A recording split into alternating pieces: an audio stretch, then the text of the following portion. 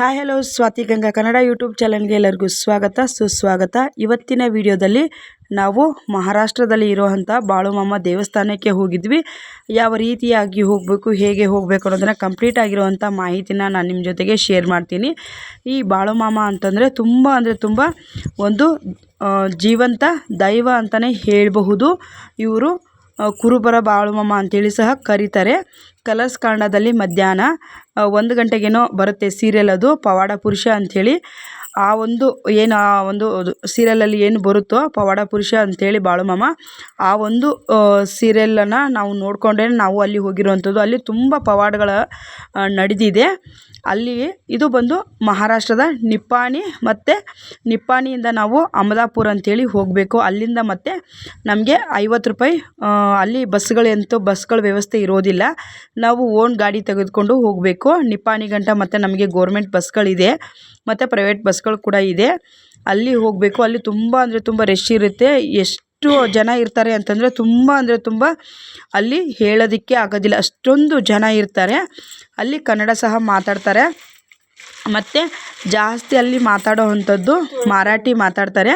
ಆದರೆ ಪ್ರತಿಯೊಬ್ಬರೂ ಕೂಡ ನಾವೇನೇ ಒಂದು ಕೇಳಿದ್ರು ಕೂಡ ಸಮಾಧಾನವಾಗಿ ನಮಗೆ ಲೊಕೇಶನನ್ನು ಅವರು ತಿಳಿಸಿದರು. ತುಂಬ ರಶ್ ಅಂತಲೇ ಹೇಳ್ಬೋದು. ದೇವಸ್ಥಾನಕ್ಕೆ ಹೋದರೆ ಎಷ್ಟು ಚೆನ್ನಾಗಿ ನಮಗೆ ನಾವು ಏನು ಅಂದ್ಕೊಂಡು ಅಲ್ಲಿಂದ ಬರ್ತೀವೋ ಅದು ಖಂಡಿತವಾಗ್ಲೂ 100ಕ್ಕೆ 100ರಷ್ಟು ಆಗೋವಂಥದ್ದು. ತುಂಬ ಜನ ಇರ್ತಾರೆ.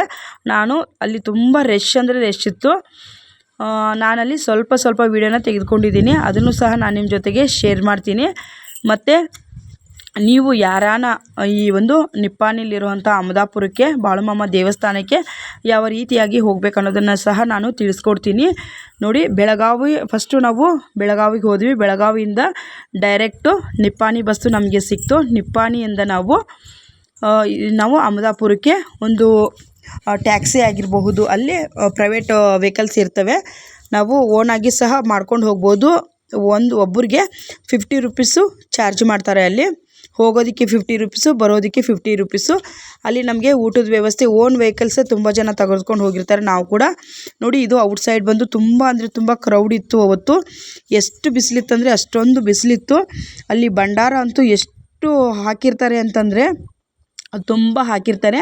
ಇದು ಆಚೆ ಕಡೆಯಿಂದ ಇವಾಗ ನಾವು ಬಾಳುಮಾಮನ ದರ್ಶನವನ್ನು ಮಾಡ್ಕೊಳೋದಕ್ಕೆ ಹೋಗ್ತೀವೋ ಆಚೆ ಕಡೆಗೆ, ಇದು ಸರದಿ ಸಾಲಿನಲ್ಲಿ ಹೋಗ್ತಾ ಇರ್ತಿರಲ್ಲ ಆ ಒಂದು ಕ್ಲಿಪ್ಪಿಂಗ್ಸ್ ಇದು.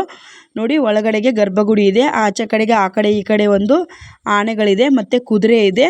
ಮತ್ತು ಬಾಳುಮಾಮ ಅವರು ಏನು ಟಗರುಗಳಾಗಿರ್ಬೋದು, ಕುರಿಗಳಾಗಿರ್ಬೋದು ಸಾಕ್ತಾಯಿದ್ರು, ಅದು ಒಂದು ಸಹ ಇಲ್ಲಿದೆ. ಆ ಸ್ಟ್ಯಾಚುಗಳನ್ನ ಮಾಡಿ ಹಾಕಿದ್ದಾರೆ.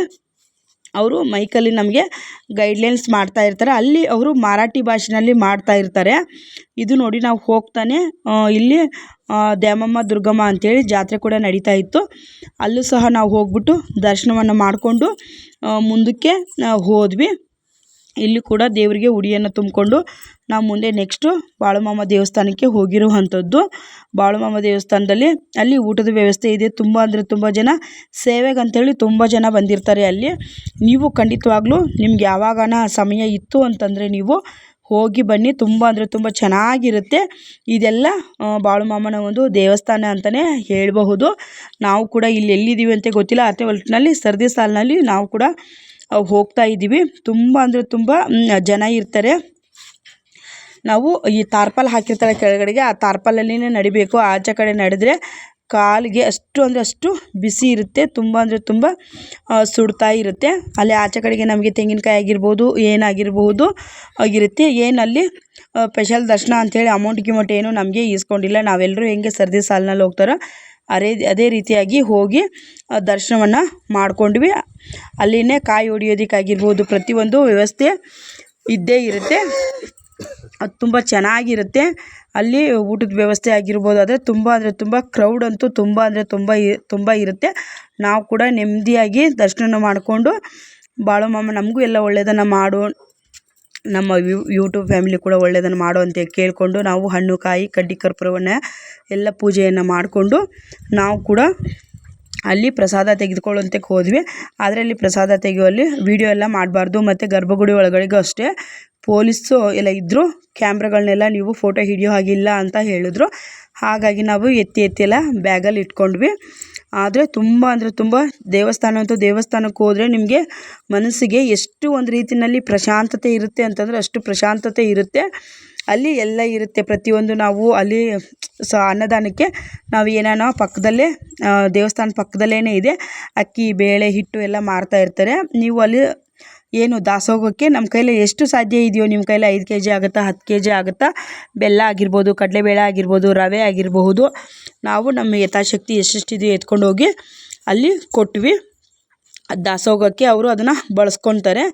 ಅಲ್ಲಿ ಊಟ ಬಂದು ಒಂದು ಸಿಹಿ ಇರುತ್ತೆ, ಅನ್ನ ಸಾಂಬಾರು ಮತ್ತು ರಾಗಿ ಅಂಬಲಿಯನ್ನು ಊಟಕ್ಕೆ ನಮಗೆ ಕೊಡ್ತಾರೆ. ನಾವು ಅಲ್ಲೆಲ್ಲ ಏನೇನು ಮಾಡಬೇಕು ಮಾಡಿ ಪೂಜೆಯನ್ನು ಮಾಡಿ ಮಕ್ಕಳಿಗೆ ಸ್ವಲ್ಪ ಅದು ಇದು ಏನೇನು ಬೇಕೆಲ್ಲ ಈಸ್ಕೊಂಡು ದೇವಸ್ಥಾನ ಎಲ್ಲ ಸುತ್ತಿದ್ವಿ. ತುಂಬ ಅಂದರೆ ತುಂಬ ಚೆನ್ನಾಗಿತ್ತು.